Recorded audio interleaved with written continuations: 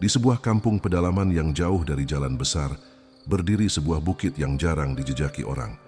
Bukit itu sunyi, ditutupi hutan tebal, hanya sesekali dimasuki pemburu atau orang-orang yang mencari kayu. Di kaki bukit itu tersembunyi sebuah gua lama.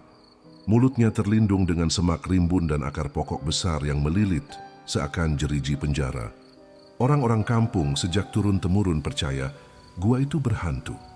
Pada waktu malam dari arah bukit kadang terdengar bunyi pelik, suara seperti orang berbisik-bisik, rantai besi yang diseret panjang, malah tangisan halus yang keluar dari dalamnya. Orang tua selalu berpesan, jangan sesekali dekati gua itu, kerana yang mendiami gua itu bukan manusia. Namun kata orang, larangan itulah yang paling mengundang rasa ingin tahu. 5 orang kanak-kanak sekampung, Amir, Laila, Fikri, Hana dan Farid, sering bermain bersama di tepi hutan. Mereka selalu mendengar cerita orang tua tentang gua puaka itu. Walau hati ada rasa takut, keinginan untuk melihat dengan mata sendiri lebih menguasai. Pada suatu petang selepas hujan reda, ketika kabus masih melekat di daun dan bau tanah basah memenuhi udara, mereka bersepakat untuk ke bukit itu. Namun perjalanan mereka tidaklah mudah. Laluan denai licin, nyamuk menghurung, dan udara di bawah teduhan hutan terasa dingin luar biasa. Suasana sunyi, tiada bunyi unggas seperti biasa. Hanya derap tapak kaki mereka dan dengusan nafas yang kedengaran.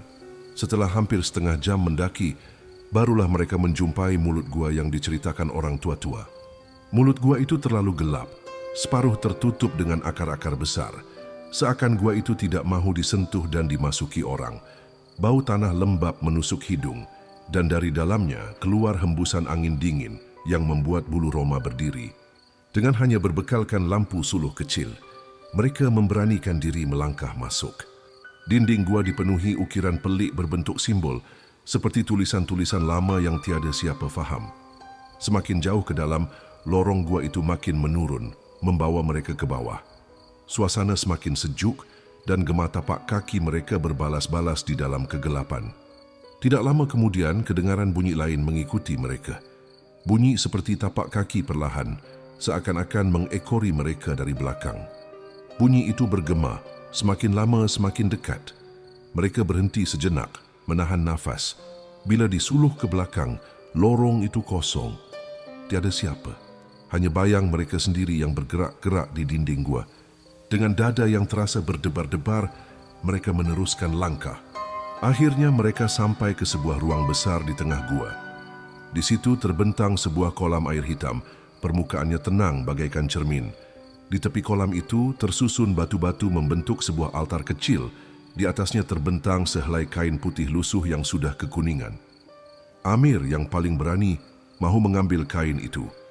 Baru sahaja jarinya hampir menyentuh kain itu, permukaan kolam tiba-tiba bergolak kuat. Gelembung besar timbul. Dan dari air hitam itu muncul wajah seorang wanita pucat. Matanya hitam legam, rambut panjangnya terapung menutup separuh muka. Wajah itu kaku, hanya merenung tanpa berkelip. Tiba-tiba wanita itu menangis perlahan dan mulutnya terbuka besar. Terlalu besar untuk wajah manusia, seolah-olah mahu menelan dunia. Kanak-kanak itu menjerit ketakutan. Mereka berpaling dan berlari ke arah lorong. Namun lorong yang tadi mereka lalui kini bercabang-cabang. Setiap satu kelihatan sama, penuh dengan simbol aneh yang berkilat samar apabila terkena cahaya lampu suluh. Tangisan wanita itu mula bergema, nyaring dan meresap ke dinding gua. Semakin lama semakin kuat. Fikri cuba menanda dinding dengan batu, tetapi setiap kali mereka berpaling, tanda itu hilang. Seperti gua itu hidup dan mempermainkan mereka. Laila pula, ternampak bayang kanak-kanak lain berlari-lari di lorong sebelah. Pakaian mereka lusuh, berkaki ayam, dan ketawa kecil bergaung di ruang gua.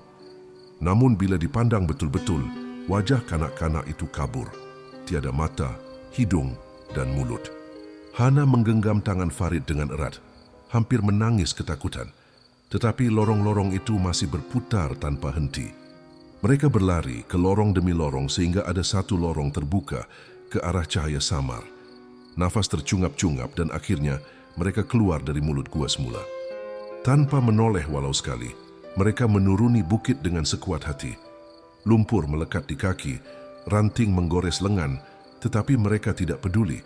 Hanya apabila sampai di pinggir kampung barulah mereka berhenti. Wajah mereka pucat, pakaian kotor, dada turun naik menarik nafas. Sejak hari itu, tiada seorang pun antara mereka berani menyebut mahu kembali ke gua itu. Namun setiap kali malam tiba, angin dari bukit membawa bunyi halus. Suara kanak-kanak ketawa perlahan, sayup-sayup dari jauh, seolah-olah ada yang masih berlari di dalam sana dan ada yang masih terperangkap tidak pernah keluar.